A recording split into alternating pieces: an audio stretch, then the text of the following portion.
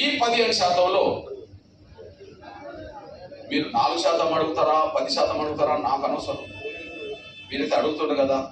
ఈ 15% ఎవరి నుంచి తగ్గించమని చెప్తారు? అది సూటిగా చెప్పండి. మాలల నుంచి ఎందుకు, మాదిగల నుంచి కూడా అడగవచ్చు కదా మీరు.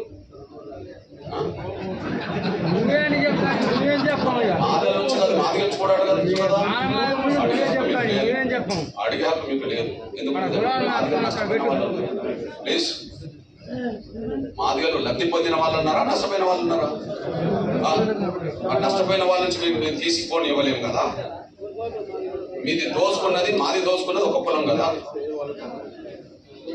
మీది దోచుకున్నది మాది దోచుకున్నది ఒక్కొక్క కులం వాళ్ళు కదా. తగ్గించాలంటే ఎవరి నుండి తగ్గించాలి?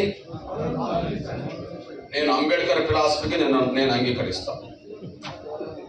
నేను అంబేద్కర్ ఫిలాసఫీ కొన్ని విషయాల్లో సానుభూతి ఉండడం వేరు, ఉన్నట్టుగా మాట్లాడడం వేరు. ఇప్పుడు ఈశ్వర్ చెప్పిండు కదా, అతను చిందు వర్గం సంబంధించిన ఒక తమ్ముడు. ఈశ్వర్ చెప్పిండు కదా, ఈశ్వర్ ప్రొఫెసర్ పోస్టుకు ఇంటర్వ్యూ వచ్చినప్పుడు ఆయనకు పోటీదారుడు మాదిగేనండి. ఆయనకు పోటీదారుడు మాదిగే. ఓకే, ఆ తమ్ముడు నేను ఎక్కడో గుంటూరులోనో ఎక్కడో ఉంటే నా దగ్గరకు వచ్చాడు. అన్న మాకు ఇద్దరికి ఈక్వల్ గానే ఉంటుంది, మార్క్స్ ఇద్దరికి ఈక్వల్ గానే ఉంటుంది. మరి ఈక్వల్ గా ఉన్నప్పుడు నేను ఒక చిందు బిడ్డను, ఇంతవరకు ప్రొఫెసర్ పోస్టుకు రాని కులం నుంచి వచ్చిన బిడ్డను, అంతో ఇంతో మాదిగలు ప్రొఫెసర్లు అయిన వాళ్ళు ఉన్నారు కదన్న, కొద్దిగా ఈ ఇద్దరి మధ్యలో కొద్దిగా నాకు సాయం చేస్తావా? సాయం చేస్తానని చెప్పాను.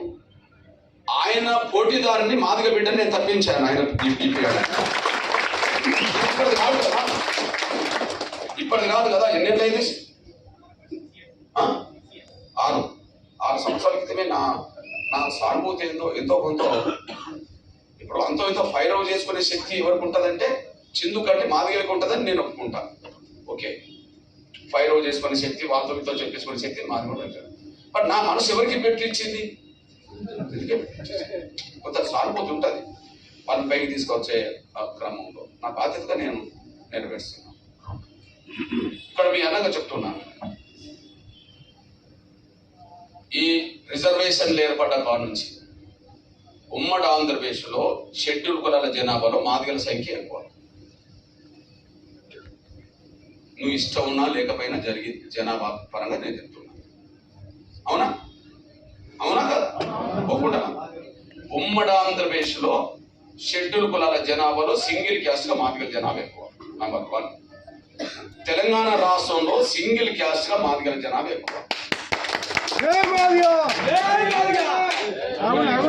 ఓకే, ప్లీజ్ ఎగ్జాంపుల్, మొత్తం జనాభాలో 15%లో 8 ఉన్నామనుకో. 8 ఉన్నామనుకో. 15%లో 8% ఉన్నదనుకో. నేను 8 కంటే అదనంగా ఒకటి అదనంగా తీసుకున్న కాడ మీ నష్టానికి కూడా మాదిగల కారణమైనట్టే. మీరు నష్టపోతే మాదిగలు కానంటే. 8 తీసుకోవాల్సిన మాదిగలు ఒక 4 తీసుకున్నారు అనుకో. నువ్వు ఎట్లా నష్టపోయిన వర్గంలోనే ఉన్నావు. అది మిగతా కులాలు నష్టపోయిన వర్గంలో ఉన్నాడు. మీరు నష్టపోయారు. నాకు 8 రావాల్సిన చోట 4 వచ్చినాయి. నా 4 కూడా పోయినాయి. మీది 2 పోయినాయి అనుకుందాం. మీది 2 పోయినాయి అనుకుందాం. మాది కలిసి 4 పోయినాయి. ఈ 6 ఎవరు తీసుకున్నారయ్యా? ఏది నాది అందరిది కలిసి, నీకు అందరి కలిసి 2 పోతే నా ఒక్కడిదే 4 పోయినాయి కదా. అందరు కలిసి 2 పోతే నా ఒక్కడిదే, నా జాతి మాదిగ జాతి 4 పోయినాయి కదా. నేను ఇక్కడికి వచ్చినని చెప్పి మెహర్బాన్తో మాట్లాడతాను అనుకున్నారా? నేను మెహర్బాన్ ఉన్నట్టుగానే మాట్లాడతాను. కానీ నేను గుండెలో పెట్టుకొని కాపాడుకునే కాడ కాపాడుకుంటాను. సిస్టమ్ గురించి మాట్లాడతాను. మీకు బాధ అయినా మాట్లాడతాను. మీకు బాధ అయినా పక్కదారి పట్టించదు ఎవరు కూడా. మీకు బాధ అయినా నేను మాట్లాడతాను. కానీ గుండెలు పెట్టుకొని ఎక్కడ కాపాడుకోవాలో నేను కాపాడుకుంటాను. అంతవరకు మీ వాస్తవం చెప్పడం నా బాధ్యత. నేను భ్రమలు పెట్టలేను. ఈ విషయం మీకు తీసుకుంటున్నాను బ్రదర్.